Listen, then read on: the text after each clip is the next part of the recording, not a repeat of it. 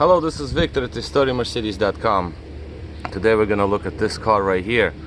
This is a 94 SL600 and it has 27,000 miles. Car is in good shape, really good shape, really. And well, it has some issues, but we're going to look at these issues. The battery was weak, so I don't know if this battery is going to hold charge or not, but just put my charger to it yesterday actually, and I had battery charged, so we'll see. I just want to show the issues and see what we're gonna do with it. Now the hood struts, I mean trunk struts here, they're a little on the weak end, but they still hold. But yeah, they could be better. Actually it's already really good that they hold somewhat. Usually they never hold. I don't know the condition of the soft top. I never went to look into it, but other than that, that's not the primary reason of me looking at this car. Nothing to see in the interior really. Well, a couple of wooden trim here seems to be missing. There's a tear in the seat, a little bit of the wear on the bolster. The mirror itself is loose. Usual kind of situations. The tabs inside brake. I see that headliner, suede Alcantara, and that looks pretty nice. I like that. Like dark, really cool. Yeah, somebody screwed in the, the cup holders. Not my preferred method, but it is what it is.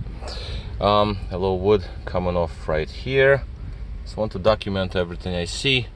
You have missing tabs on center vents. Other than that, I don't see anything abnormal. Just like I said, just want to document what I see. Alright, that still looks good. Nothing to see up front really. Everything seems to be fine except for headlight bezels, obviously. These little things. These are broken, all right. The wipers, I don't know if these work. And that's about all. Yeah, this thing is coming off. That's kind of standard thing. Oh yeah, and the e-brake release, that is broken. I see that is missing, so common thing. Alright, so let's just start it up, see if it starts. It's the first time I'm looking at it after battery was recharged. So put on the ignition, bulbs are lit. Alright, now that light is out for the outside temperature display. Now let's just start it and run it for a little bit. Oh my goodness. Okay. Well, that doesn't sound, this engine doesn't sound happy.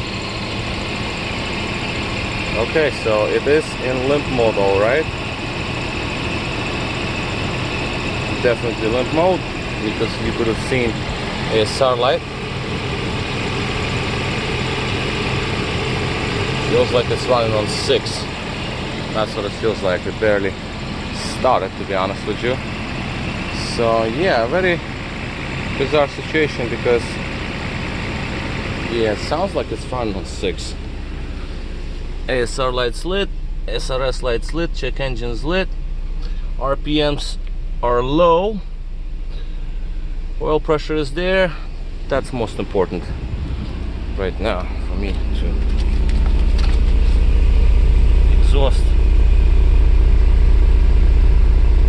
Yeah, sounds pretty damn bad. Smells very, very rich, so not cool. Well, so far that's all I see. I'm not gonna run it for too long. At least it started, lights lit up, and that's enough for me. Because that's to be sorted out, obviously. I mean, this is a problem. Now what do we see here immediately? Immediately we see mass airflow sensor wires redone somehow, somewhat, I don't know. Let's So I don't know how far. Well, might not look very pretty, but obviously this needs to be double checked how far they were rewired. Just plug this back in so I have it in. That same thing on the passenger side with some tape, what have you. Again, I'm gonna have to take these panels off just to look where those wires lead, how far they go. Both bolts on the air cleaner, exterior air for the HVAC system, cabin filter if you will, they're missing. Just another observation that I just want to point out. Engine harness also seems to be sort of wrapped up with tape, lots of tape. Let's take a look at one of the injectors down there. And yeah, some green cables or a heat shrink wrap. I don't know what that's about, so that's to be seen. Throttle bodies, same situation for the throttle bodies, because I already see that these throttle body wires right there are also taped, so we'll see. Previously, actually, I had these tested throttle bodies on my bench. I'll take this cover off regardless, so it doesn't have to sit straight. I did remove, I mean, not that I didn't remove them, I mean, I just had these throttle bodies on my bench before tested, and they seemed fine.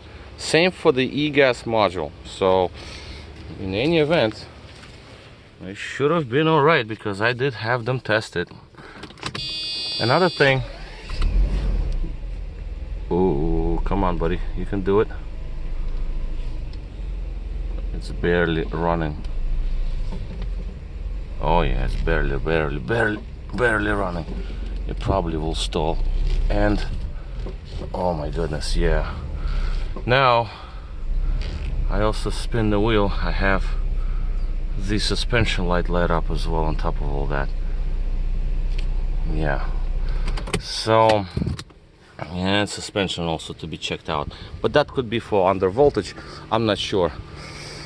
So well, basically right now we have these situations, and that all has to be checked out and sorted out some way, or one way or the other.